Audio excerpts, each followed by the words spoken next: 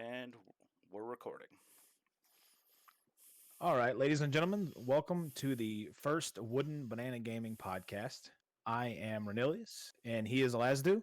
And this is going to be a weekly podcast where we just kind of sit down and talk about things that are going on in gaming, technology, news, and basically what we're playing. This week, we got a number of subjects on hand that we're going to go over. And the first one is going to be the controversial and now backpedaled plan from Microsoft to double the price of Xbox Live Gold. So, Dan, you want to kind of go over what we ran into? Well, actually, I think you probably know a little bit more. I've heard about this. Mm-hmm. I heard about various pricing plans and my main opinion is I feel like I know why they did it. Yeah. So more or less, like what people think is Xbox Live Gold. For as long as I can remember, when the 360 came out, they were the first ones to push a paid to play online plan, and Sony didn't do it with the PS3, and then they're at the very end of the PS3's life cycle. They added PS Plus, and then with PS4. PS Plus when it was launched wasn't for online though. It was just no, it was a value added for free games and cloud saves.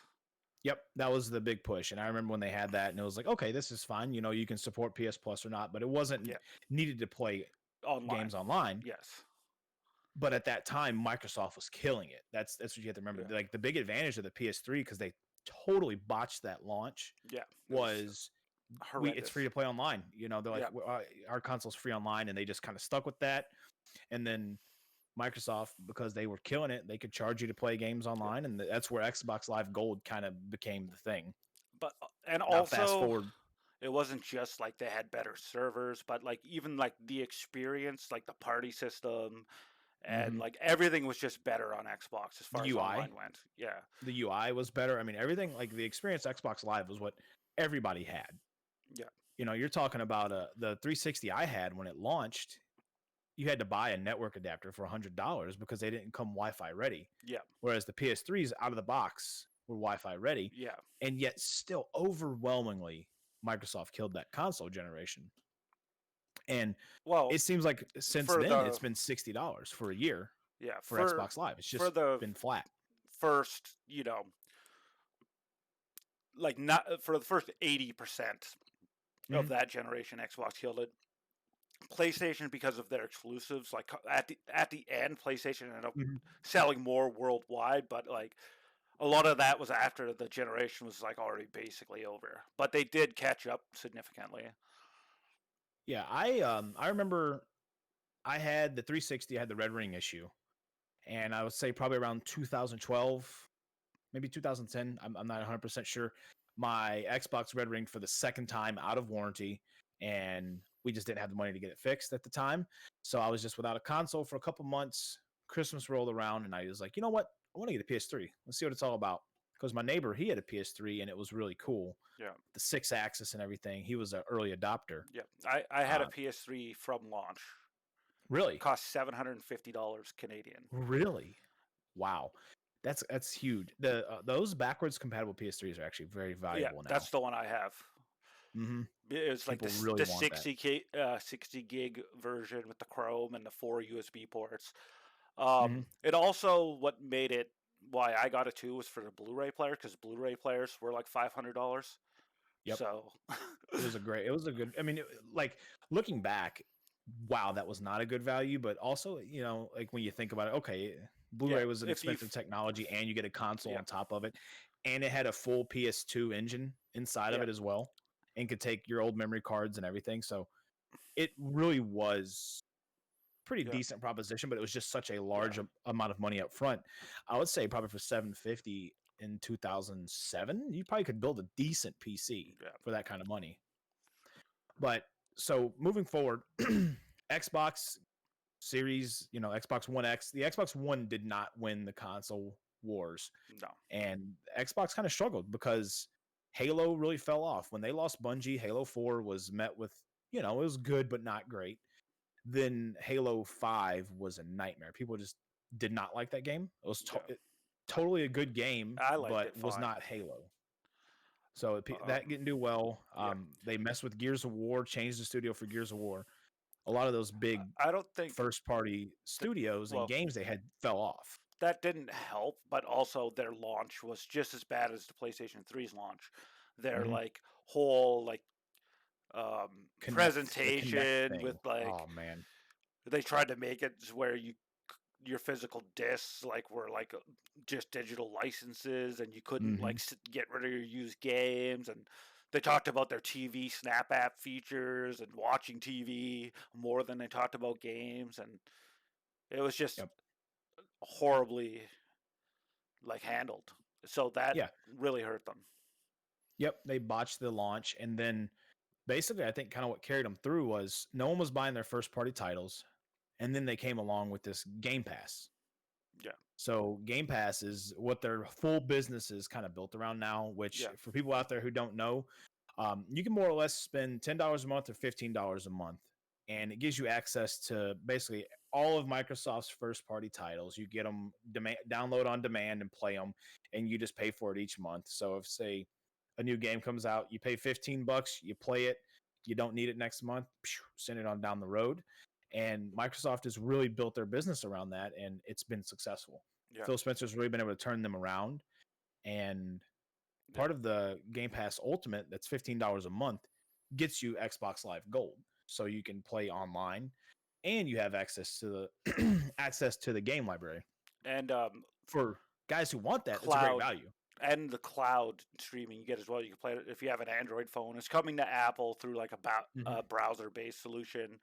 So you could play like, on your iPad, and you could play on your Android devices, and you could just like sit on your couch and play like any game that's really, certain games will like work well that way, certain ones won't. But that's also included in the ultimate price. And EA Play as well. And EA Play, which gets you access to a ton of EA games, including a lot of their new first-party titles. Jedi Fallen Order's in there, like Battlefield, the newest Battlefield. And from what I understand, they're in talks at Ubisoft to get Uplay in on it as well. Yeah. Well, if they do that, that'll be incredible. So they're building their business around this Game Pass. It's available on PC. So that's another big. Like, I don't have like the Xbox yet because it's impossible to get, but I use it on PC and I try out new games all the time. And what it does is they've kind of gone away from the exclusives, because now a lot of their games since probably 2014 or so, they've just, we're going to do PC and Xbox now. Yeah, there is no more console exclusive games, really. Yeah, so for a lot of PC gamers, I don't think so. I don't think so either. I think they're just going on to a cross-platform, and that's fine because it gets their games in the hands of more PC players, which is always a good thing. Yeah. But here's where it kind of got ugly this week with Microsoft, is because they want that extra money each month from Game Pass. They tried to strong arm gamers into taking that on. And while Xbox Game Pass is a great value, they wanted to get more people in it by raising the price of Xbox Live Gold. Yeah. So essentially, they made Xbox Live Gold, where it was $10 a month, and people weren't into that. So you're looking at $10 a month or $15 a month, and you get Xbox Live Gold and the huge games library and the game streaming and EA. They did this. They were smart about the idea is there. You're going to push the players into spending more money to take on your flagship service. But on the flip side of that, there's a lot of gamers like myself who still like to own the physical game.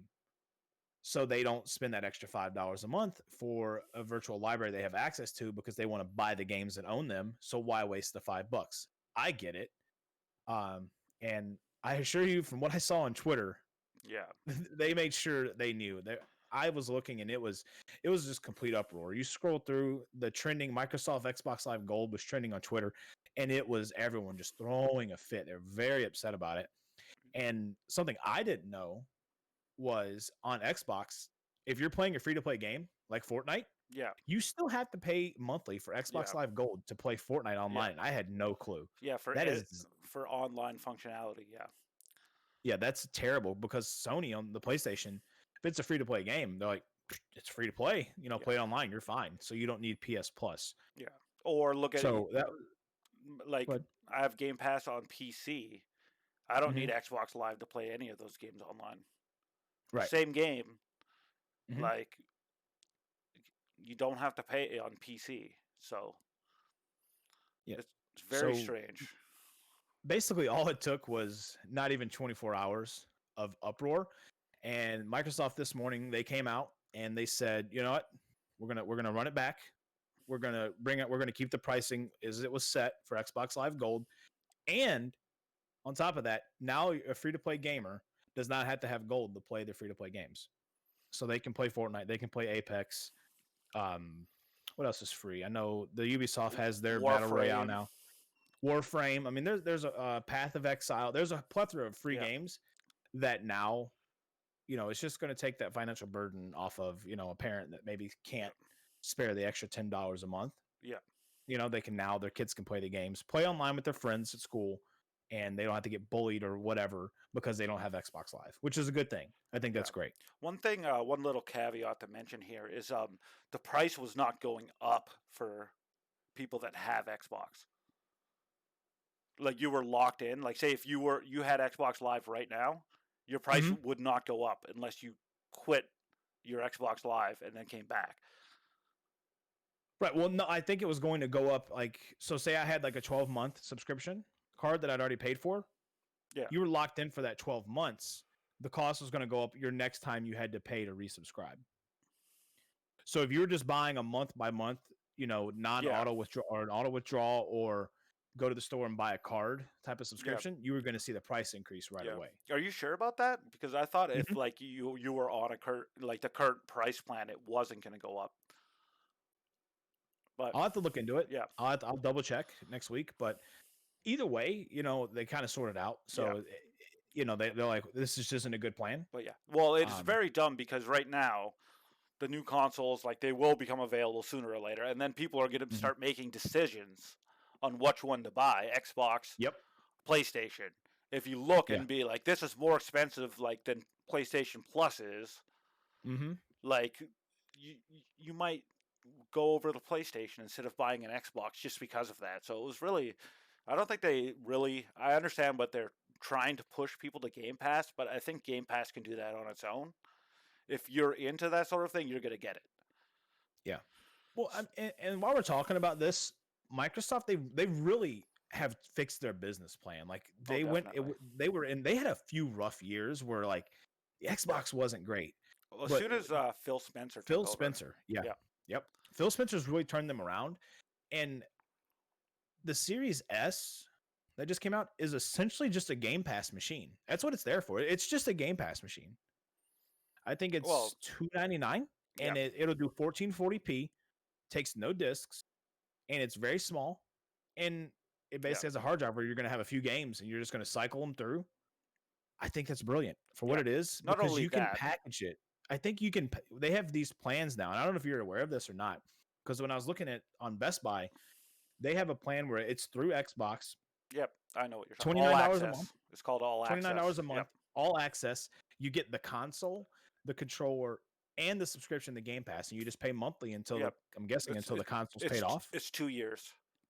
2 years, brilliant. And it's actually for the Xbox S, it's cheaper than buying the console and paying for 2 years of Game Pass. It's cheaper. Like, and there's zero interest to begin with, which is a pretty good deal. And not only that, but I think for the S in Canada, it works out to be like $60 cheaper. And then for the X, it might be like $20 or more close to exact cost. But that's how I'm going to buy my X, because it's like whatever, $30 a month for the X. Why would you not, right? And I'm going to get Game Pass anyways, so why not? The X is a nice machine. It's very quiet. I've got no complaints with it. I think it's a solid price. It does native 4K, and Microsoft, they've really done a good job, because I have the PS5 and I have the Series X, so I can kind of give you a good frame of reference. A lot of the games that are on the Series X, specifically on Game Pass, a lot of them are Microsoft first party or affiliated some way or the other. It seems like every single one of them I've tried to play has already been upscaled to native 4K. or like a high 1440, like 1650p with 60 FPS, or 4K, 35 to 60, just varying the game. Whereas a lot of the Sony stuff has not. I think the only games that have gotten like a 4 PS5 update have been Ghost of Tsushima, and I think maybe Days Gone. And Days Gone isn't 4K, and I don't think Ghost of Tsushima is native 4K either on the new PS5. I believe it is. You think so? I think it's the checkerboarding. It's either one of the two. I think it might be either you get 4K and 30 frames. I'm not 100% sure, but I think it's 4K 30 or 60 frames 1080p. So that's kind of, it's, I don't want to say it's disappointing. It's just, yes, Sony has the exclusives. There's no doubt in my mind. Sony is killing it on the exclusives, and they have really good story-based games. But the Xbox, it's a powerful machine. Yeah. It is. They market it as the most powerful console, and it is apparent right out of the box, as somebody who's played titles on both, that the Xbox is a more powerful machine. So I mean, I don't think you can go wrong with right now. Like you said, get what you can get your hands on, but it'll be very interesting to see as time passes what ends up being the real sticking winner of this generation. I feel like also Xbox is going to catch up with their first party. They have to. They bought all those studios. They have ZeniMax, which is Bethesda, and they bought Obsidian, like Ninja Theory. I think they've just bought so many like quality studios, but they just haven't. The games haven't came out yet, but they're on the way. So that's definitely going to narrow the gap. So it's not just going to be Sony's destroying them in exclusives. Yeah, Sony's got the launch titles. There's no getting around it. Well, I would say nobody has the launch titles. You don't think so? I think Sony has the launch title. No, well, Spider-Man is supposed to be great. They went and remastered. It's not a full game. They remastered Spider-Man. They did Miles Morales. Demon's Souls is great. Sackboy is cool if you're into platformers. And the tech demo, Astro's Playroom, really good. Good platformer. Astro's Playroom is a good little platformer. It's a solid show. I mean, that's not like most of those games you can get on a PS4, except for Demon's Souls. Yeah. So I mean, it's not really something to be like, oh, this is a vast library of great games. It's really, here's a couple games, but when the alternative is no games, that's really the difference maker. Well, no exclusive. There's still you can still play like the Assassin's Creed and Assassin's Creed, Dirt. They did a Yakuza PS5 Like a Dragon. Yakuza Like a Dragon I'm excited about that. Yeah, me too. But now that we've kind of talked a little bit about price jumps and consumer feedback and things, let's talk about about Netflix.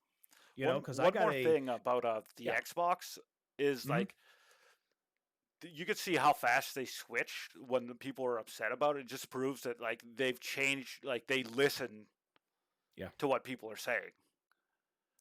I would say this is probably the first tone deaf thing they've done since the Xbox One launch with the Kinect and the no game sharing thing. I think this is probably the first tone deaf thing they did, and since they fixed it right away, but I'm willing to give them a pass on this one. Let's just hope that this doesn't become, let's hope this is like their one, and it's not going to be like an issue going forward with them. But yes, there was a lot of people complaining about it, and they fixed it. But this next thing we're going to talk about happened to me months ago. A lot of people complained about it. They did not care. So, So now we're going to talk about Netflix. I don't know about you, but the reason I went to the streaming services is it was great. There was no commercials, and there was a ton of content. There was always something to watch. There was a lot of like big hit shows on Netflix when it started out, and you could always find something to watch, and it was cheap. I think I could be wrong, but it was like $8 a month. Yep, that was just $7.99. It was $7.99, and that was just Netflix. You just got it, and you could watch it on your PlayStation. You could watch it on your Nintendo system. Whatever TV in the house, you could watch all that. And now Netflix came out today, and I guess they made this announcement a few months back, but I just got the text notification from Netflix today that the price of Netflix is going up. And as of the start of next month, I am going to be paying $19 US a month to have Netflix, because I have the plan that includes 4K, because we have a 4K TV, and I want it to be able to be watched on 4 screens, in case I want to watch something, she wants to watch something, and obviously everybody shares their Netflix every now and again, right? So her parents use it as well at their house when they want to watch Netflix. Not a big deal. But where I have the issue is the price is going up again. It's $18 a month. Yeah. And it's less content. Yeah. That is what I've been paying for a couple months now, because this already happened. Mm-hmm. And not only is it like, that's like, we're getting to the point with all of these streaming services that it's almost like having a cable bill again. Yep. But Netflix is like, I'm paying all that extra for 4K, but they have way less, like, for their 4K movie selection here in Canada is like abysmal. It's not great. It's not great here either. Disney Plus, you pay the price, and they have like all their Marvel movies are 4K, all their Star Wars movies are 4K. Mm-hmm. Like, they have so many 4K movies, like quality, like studio quality, like 4K, like blockbuster movies. Whereas like Netflix, I feel like there's like non-Netflix movies, there's like 3 or 4 that are 4K. It's like ridiculous. Yeah, and from what I understand, like when it started out, it was very novel, right? Netflix and having the streaming service. The majority of people still had cable. They were able to go to every studio, NBC, ABC, CBS. There used to be Disney on Netflix as well.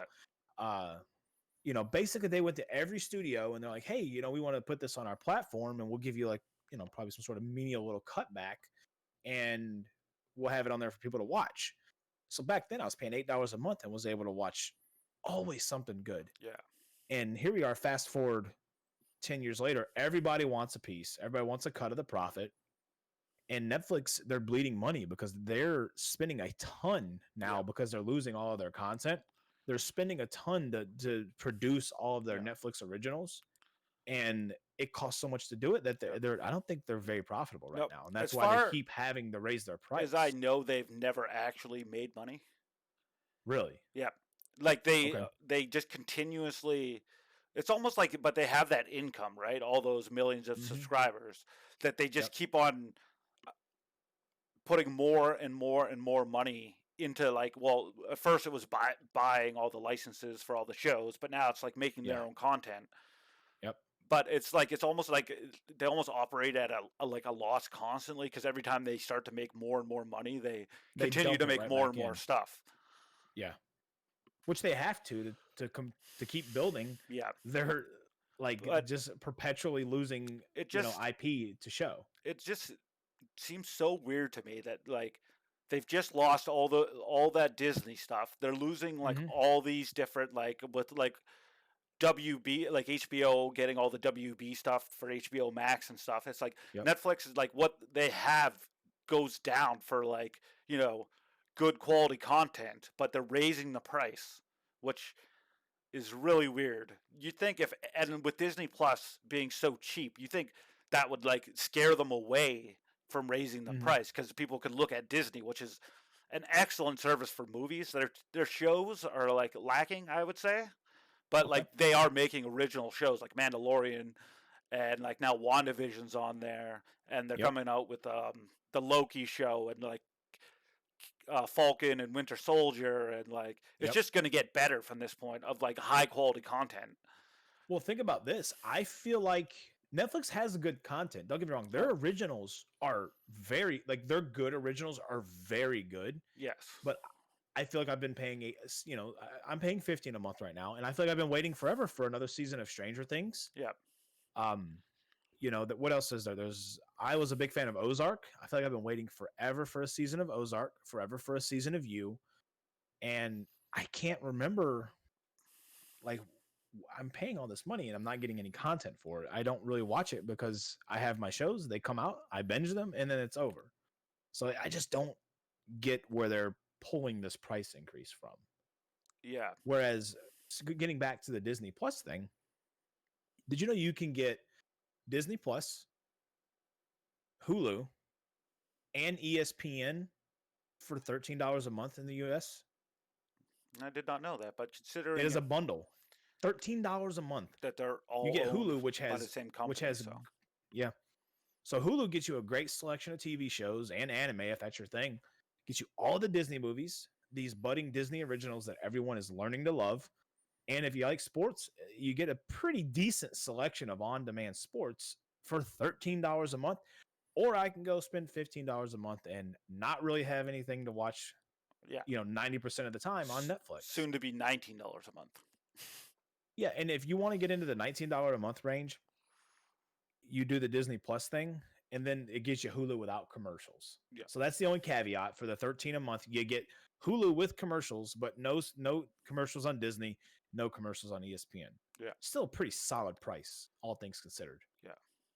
And like for me, it's like that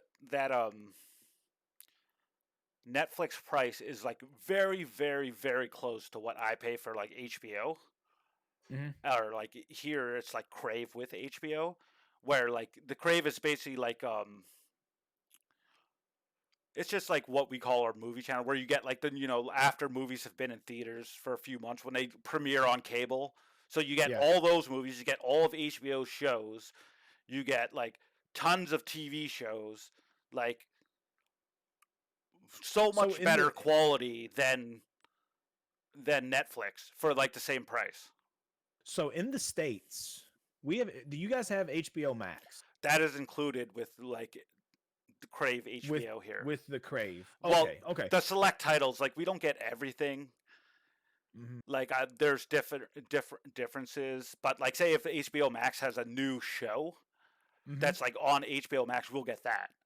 But like I know we don't, like they had like the Miyazaki movies or whatever, like like Princess Studio Mononoke. Ghibli? Yeah, Studio Ghibli. Of Studio. Yeah, so here we have our HBO Max is not included in Canada. That's on Netflix in Canada. It's on Netflix in Canada. See, yes. That's interesting. Yeah, so we have all the Ghibli movies are on our HBO Max here, along with all of the shows, and there's a large selection of movies for HBO as well. They have a very big selection of all the new, whenever they get the licensing for the new movies, they go basically right to HBO Max. Yeah. So it's interesting that you guys don't have that. I think HBO Max is like $10 a month. Here? Yeah. I think it's something like I'm going to look right now, actually. It's like because even that, it might be a better value here. than. But like I said, it's also includes like movies from like basically every studio. When they come on, like it's $15 a month here, US. Yeah. So you get like almost like you get hundreds of movies, like thousands of movies, maybe even. Like HBO has, and they have good movies, like a lot. Like Netflix does not have a great selection of movies anymore. Yeah, but like let's just say here you get Wonder Woman, example of 1984. Well, that's kind of weird because that's an HBO property. But like say Tenet, when that comes to like I'll get that movie when it comes out. Like like basically almost every big movie except for maybe Disney, like I will get all those movies on there. So like because it's also Crave, and then you get like tons of like the new Space Jam is going to be on there. So the new Space Jam is going to come right to HBO Max. It says here. That's huge because I don't know about you, but I'm super nostalgic for that. Suicide Squad is there. The new Godzilla v Kong is going to be same day premiere. See what else they have here. I mean, this is $15 a month. Yeah. A new Conjuring is going to be for a 4K HDR ready day of launch. $15 a month. And if you want to pay for it 6 months at a time, you can save 22%. So I don't know what that works out to, but it's less, right? What does Netflix have? Does Netflix have Wonder Woman? Does Netflix have Godzilla? Yep. Does Netflix have Game of Thrones? They don't even have The Office anymore. I just don't see. I don't see what they can't just. Stranger Things can't carry Netflix to $19 a month. And like just not only that, but they like have like the I don't know what the word I'm looking for here is, but like almost the audacity to cancel some of their most popular shows whenever they feel like it. Yeah, they're like canceling Ozark after this season. Like it's so like you just don't know what's going to happen, When's the you said you did watch something pretty interesting on Netflix here recently though. What was it called? Oh, the last night I was actually watching Netflix because I Mm-hmm. do have it now, and I like to just go on there, see what's on there. I ended up Right. watching like that Hansel and Gretel movie, like because I haven't seen it in years, and then I watched I think it's called The Toys That Made Us. Toys That Made Us, huh? Yeah, and it's just about like toys from like the various decades. I watched Okay, I see. like a pro wrestling one last night, and then I watched a Ninja Turtles one, and it was very interesting because it's not only about the Ninja Turtles toys; it's like the story of like how the Ninja Turtles were created and like everything that happened to like the people that made it and everything. So this is like some of those modern Marvels type of things where it talked about like just extravagant phenomena of like things, Yeah, but it's a Netflix original. yeah, and So I it's see it looks like here they have one on like to have GI toy Joes. wrestling, Power Rangers, Yeah, My Little Pony, Ninja Turtles, yeah, all of that, huh? yeah. It's very interesting, and like the funny thing about it is like when I was a kid, you know how Mm-hmm. like when you're kids and like people will like tell you shit and you just believe it's true, right? So I had Yeah. a friend tell me that the Ninja Turtles was a manga from Japan, Oh and I no. believed that up until yesterday. Like I never looked into Oh it, no. but Oh like no. originally I thought it was Mhm. because they're like, oh yeah, it was like black and white and dark and gritty. All that was true, but it was just Yeah. like two American dudes that just were messing around one night trying to make each other laugh, so they just drew a turtle, and then the next guy drew a different turtle, and then Mhm. they just like came up with the name Teenage Mutant Ninja Turtles as almost like a joke, and like they're basically broke kind of a thing, and they just like put Yeah. out like this comic book themselves, self-published this comic book, and it just Mhm. started to spread from that, and then they met another dude that was just like who's seen it, and they're like, we got to make this into like a toy. And then like it goes through the story of how the toy got made and all the companies that passed on it and who made it, and then they made like the cartoon, which I loved as a kid, specifically so they could design toys. So to preface for everybody out there, I am like a 90s baby. Right? I was born in 93. I'm 27 now. You know, Holiday is from a different generation to me, right? How old are you? Old. He's old. Okay, so I think probably you probably grew up in the 80s, right? Like you Yeah. had like some childhood in the like mid to late 80s, okay? So, like what were like the toys you played with growing up? Cuz I'm actually kind of curious as to what Well, was the popular like what was Ninja the Turtles popular were thing for like the you? shit. Ninja Turtles were everything. Like action figures in general then? Like just Yeah. or just the Ninja Turtle ones? Well, Ninja Turtles were like the big thing I remember. Like before that, I remember He-Man, which was still a bit older, but like they were still around. Mhm. So like I had a lot of He-Man stuff. GI Joes were still a big thing, Oh, really? but the small ones, like obviously in like the 70s or whenever they came out, the 60s, they were like those giant like dolls almost. But it was Mhm. like the way we know GI Joes now, those little like 4-inch figures or whatever. Those were Yeah. pretty big, and obviously Legos. Legos, that's timeless. Yeah, Legos is still like popular. but That's it just wasn't still a big as thing. like specific as it is now. Like there wasn't like a whole lot of licensed Legos. It was just like the big thing for me Blocks. and my friends were just like they made like night sets and stuff with like dragons and shit. Like we were into that, Mhm. but they didn't have like Star Wars ones really yet, or anything that was like a huge like Like they have nowadays, yes. right? Now Where everything everything's is like so so specific. licensed and Yeah. Legos, by the way, they're expensive now. I don't Oh, know if they you've were looked always into price. expensive. Were they always expensive, Yeah. really? Like for what See, you I didn't get, know that you're because I just never getting you're as a kid plastic, you you never know? referenced. Mhm. Like it's just like little pieces of plastic, but you're paying so much for it. See, when I was a kid, and I think probably something that was cross generational was toy wrestlers, right? Yeah. Probably wrestling action figures. Was Uh, that big for when you were a kid? yeah. Yeah. Yeah, So, I also watched that the thing on professional wrestling last night, and they had like those.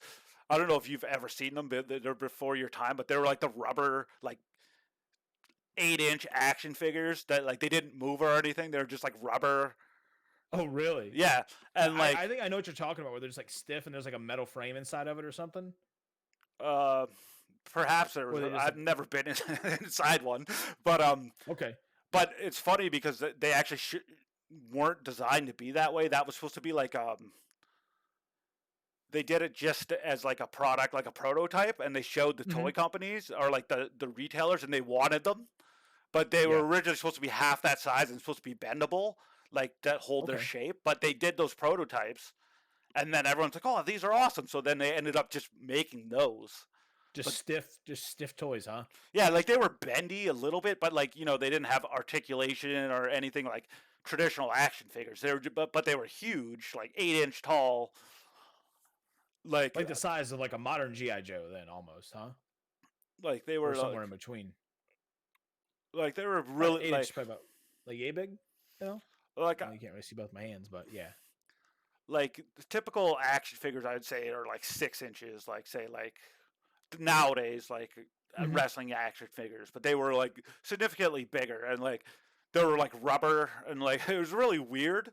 But that's like something that the wrestling action figures had that like the other ones didn't. Like you could just like whip them on concrete as hard as you can. You could not break them, kind of a thing. So they're pretty like really durable. Yeah, we just had plastic.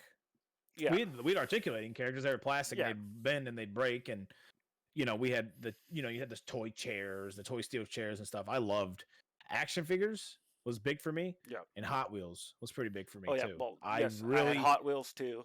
It's very meticulous about my Hot Wheels, the way I use them. I remember like a very vivid memory growing up. As I specifically remember, like I had my Hot Wheels. And I had like the carrying case, and like I would like never push them too hard because I didn't want them to get scratched up. And then the neighbor kid would get his Hot Wheels and he would scrape them on the sidewalk, roof down, to try to get to the bare metal because he thought that was cool. And he would just like send them. And it was just like, oh my God. I was like, good Lord, kid. It's like, take care of your stuff. But Hot Wheels was huge, man. Hot Wheels were. I'm not gonna lie, I'm still kind of into Hot Wheels. If I go to the toy aisle or something like that, I'll take a peek.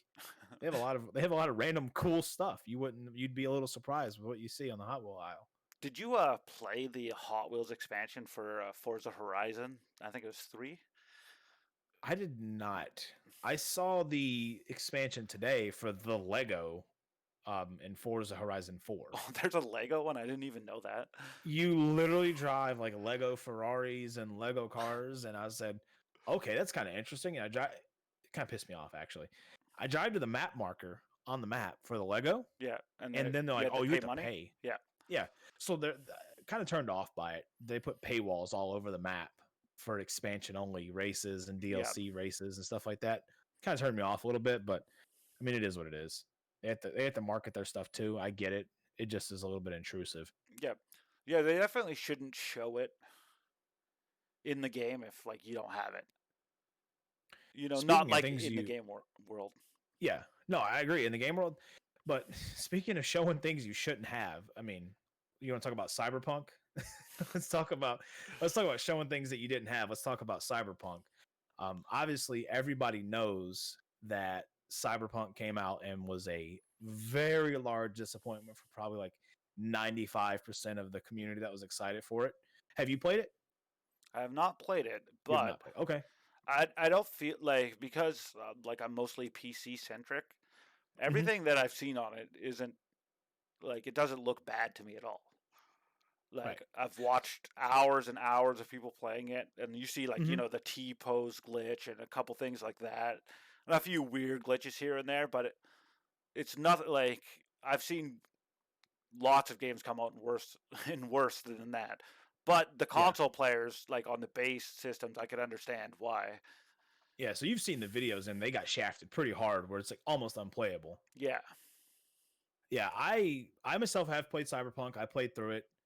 I got to say, on PC, very poorly optimized. I'm running a machine with a 3080, and we're talking with DLSS on. If you want to have a ray traced experience, you're going to fluctuate. I dropped as low as 30 frames a second at some points, up to 80. So it's a very inconsistent experience.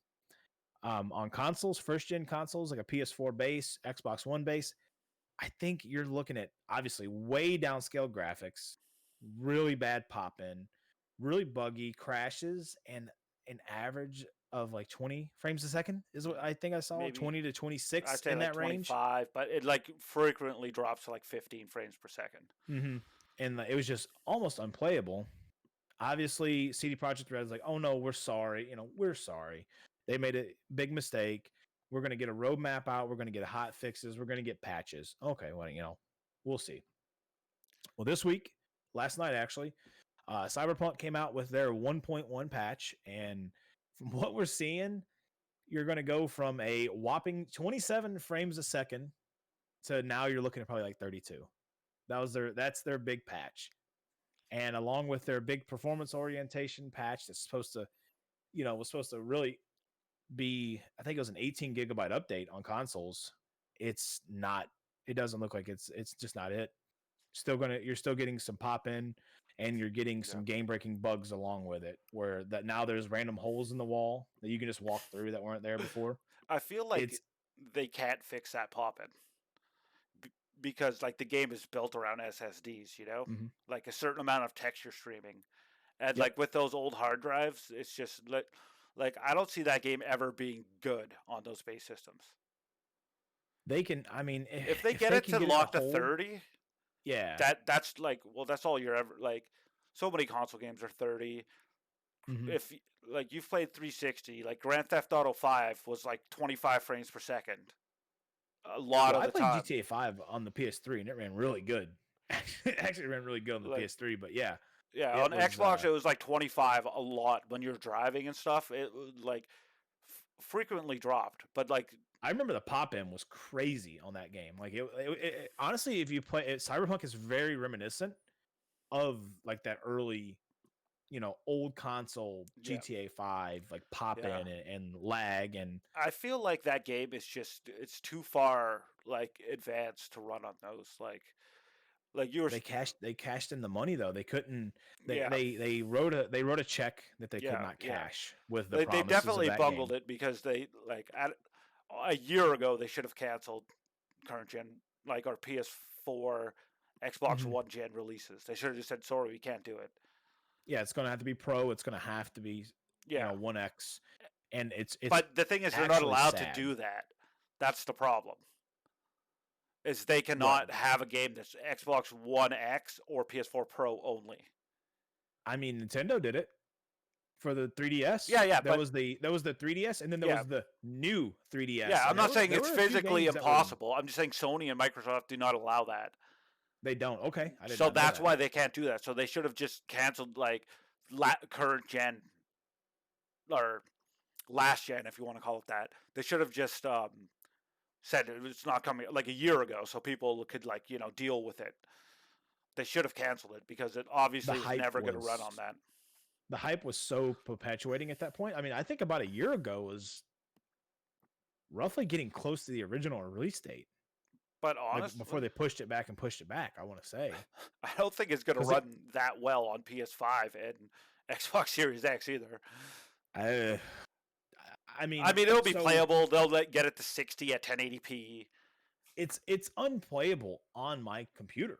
It's playable. Like I was able to play the game. I enjoyed it. I want to say I loved it. I had a very nice experience, but I have a very expensive machine with a top of the line graphics card, and I can't enjoy the most modern lighting effects without having a horrible frame rate and artificial upsampling, Yeah.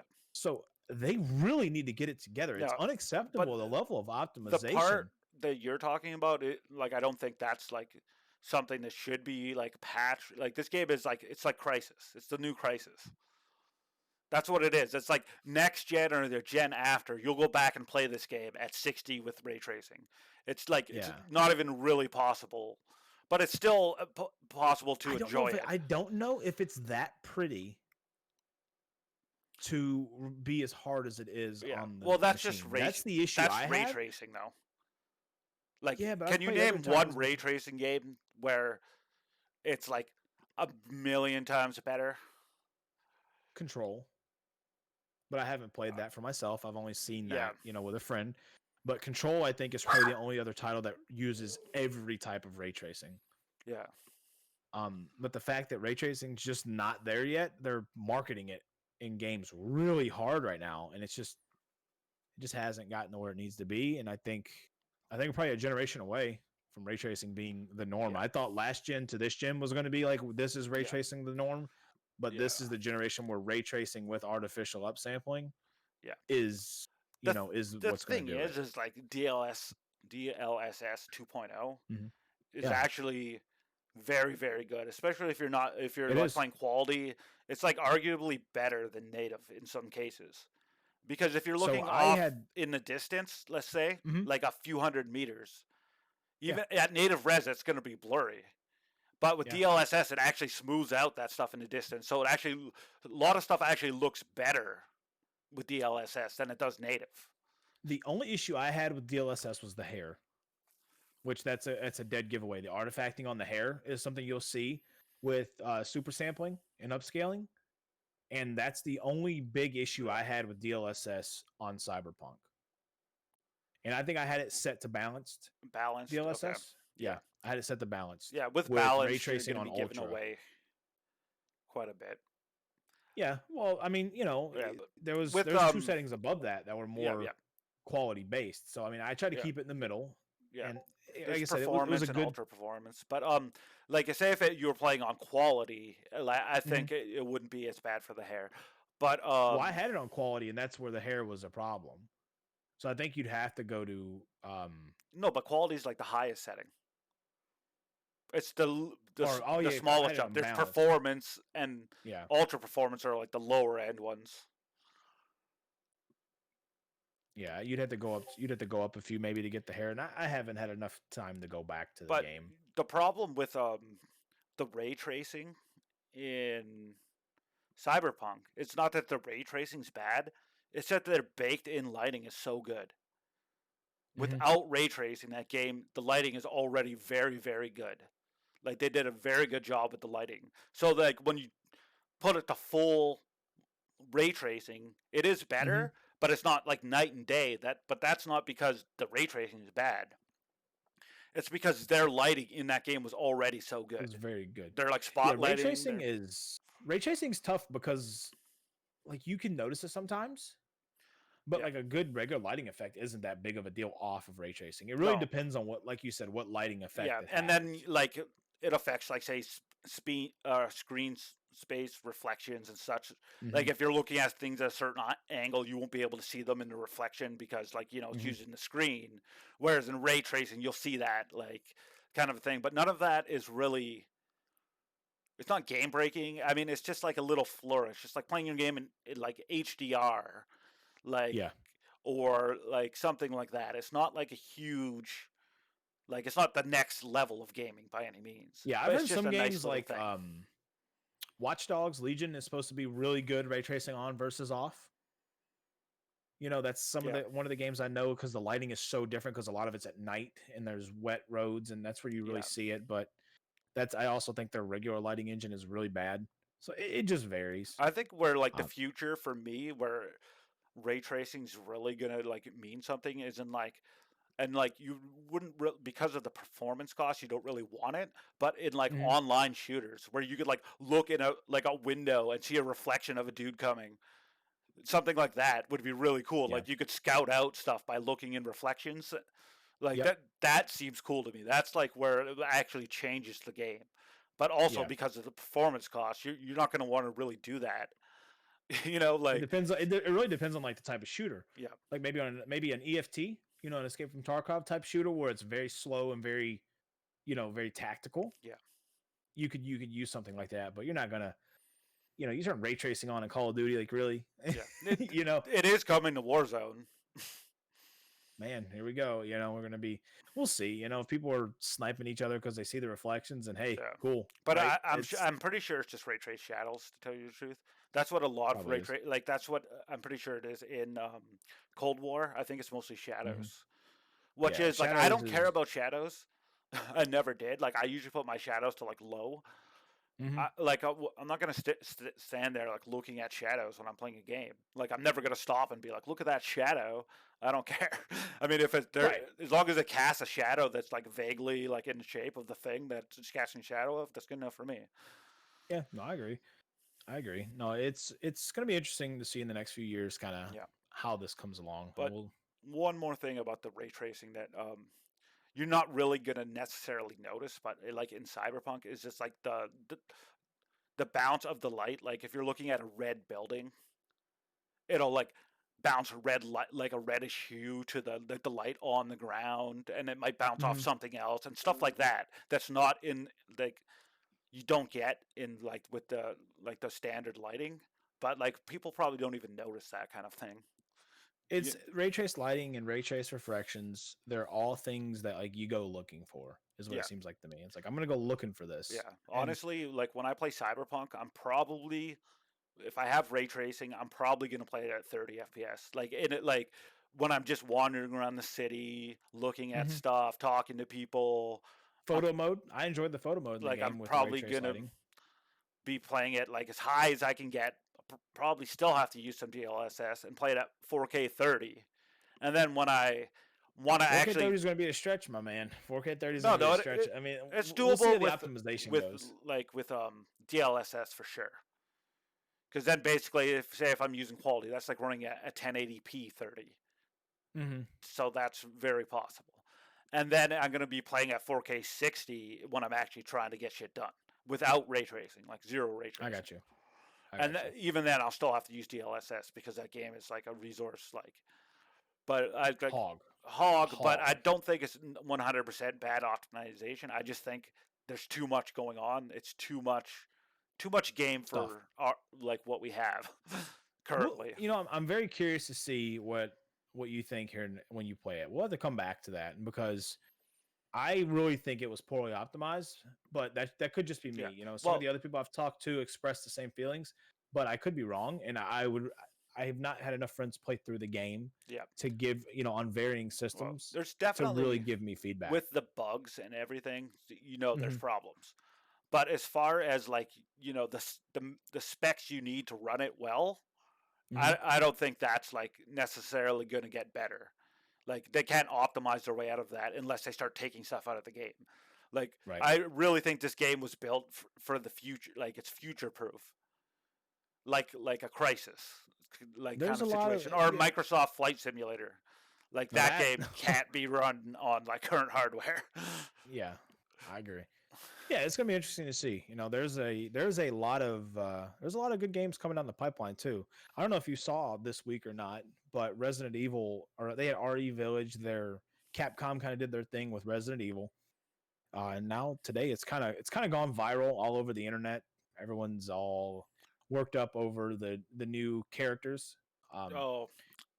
Because there's like a tall, like big vampire queen looking chick and her like little witch like underlings, and the internet is very, very excited about these new characters, and I'm a little excited myself personally. They are very interesting. There's a lot of plot that is 100% sure, but as far as the gameplay goes, they did Resident Evil 7, great game.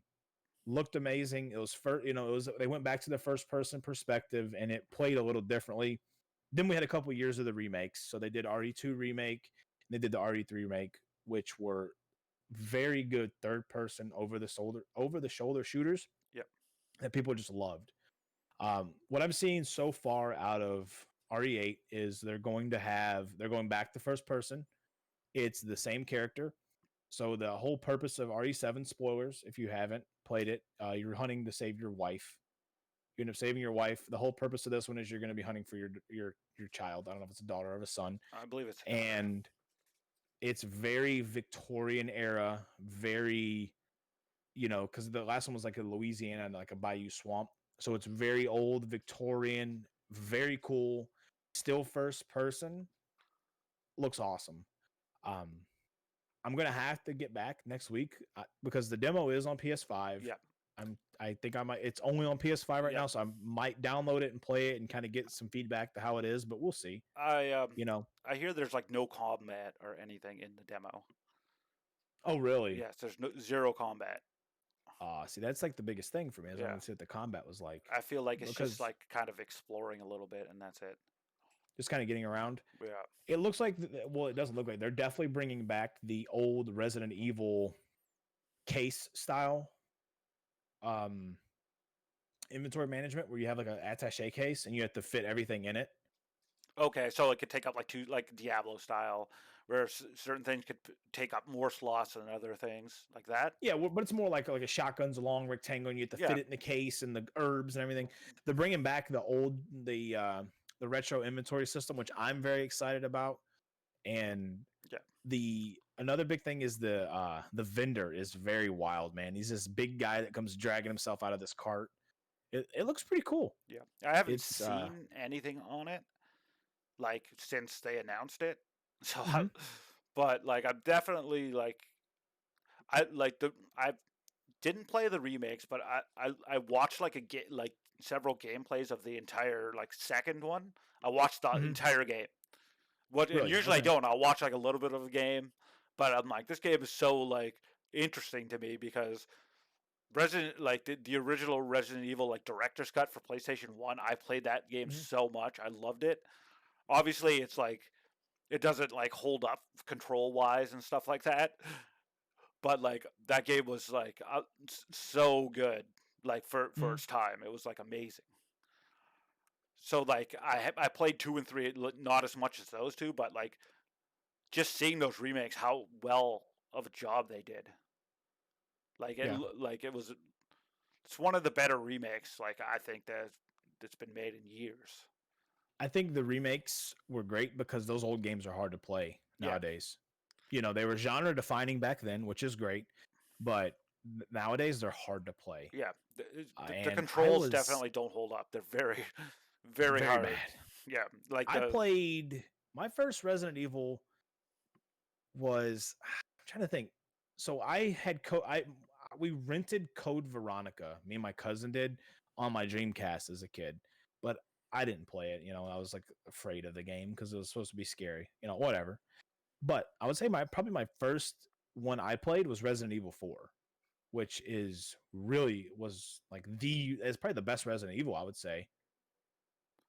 I don't yeah. know if you played it, That's but they that's the brought one back like where the they really changed and mhm. changed the series. So um they're like the fans of Resident Evil of my generation. A lot of them didn't like 4 because of that. Okay. I played 4 a little bit, but it's like because it seemed like it was more of an action game. Like they changed it. Really? That's what 4 seems like to me. Whereas See, if you like played like the original Resident Evils, it's like survival horror 100%.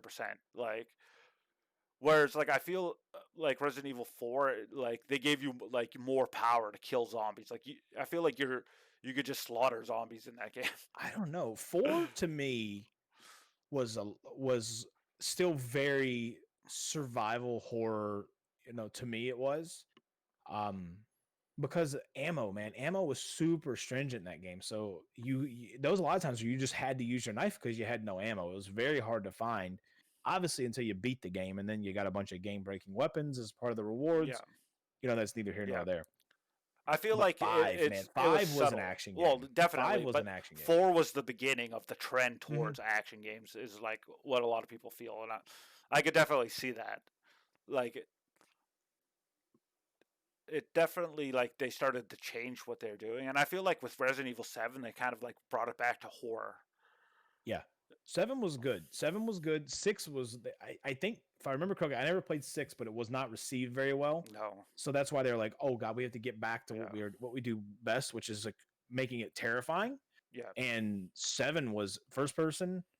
It was like a psychological thriller. It was gorgeous for the time, and it was terrifying. I mean, and, it and was very good. VR. And Like VR, that yeah. game in VR is probably insanely scary. It probably is absolutely terrifying and disorienting, and just I can't even imagine. To be completely honest with you, it's probably absolutely crazy.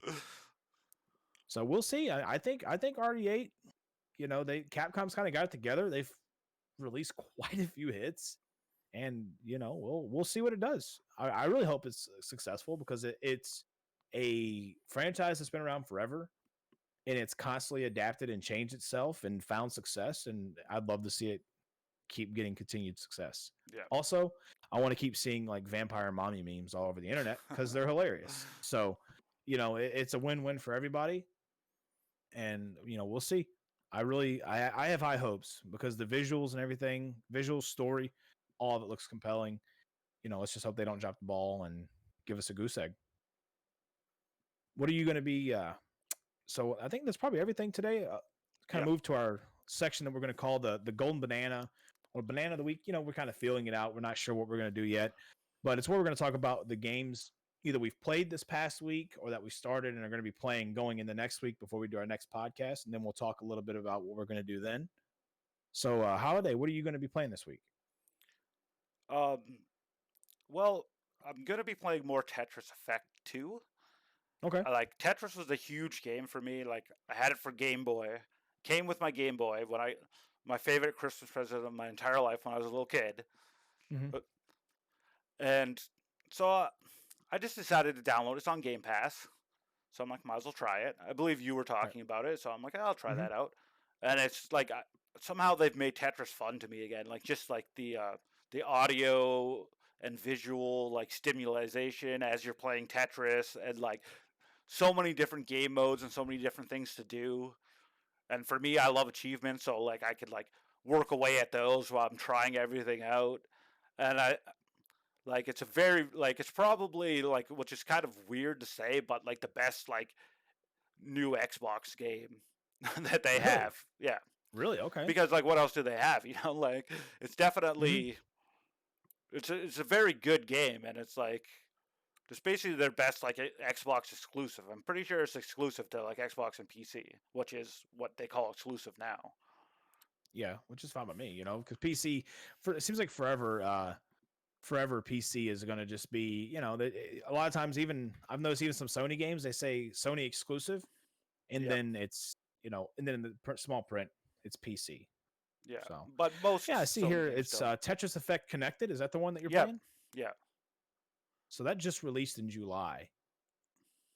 And it looks like it's probably quite a bit prettier than your faded green and dark black squares that you're playing on your original Game Boy, huh?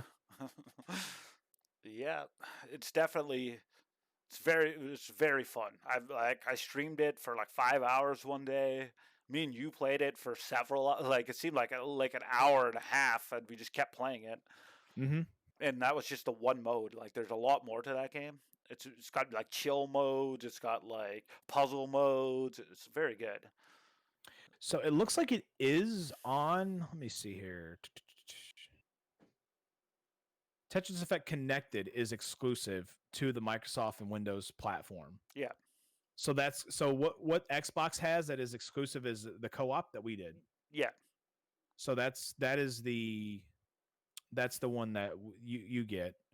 But I think basic Tetris Effect or just Tetris Effect. The original on the PS.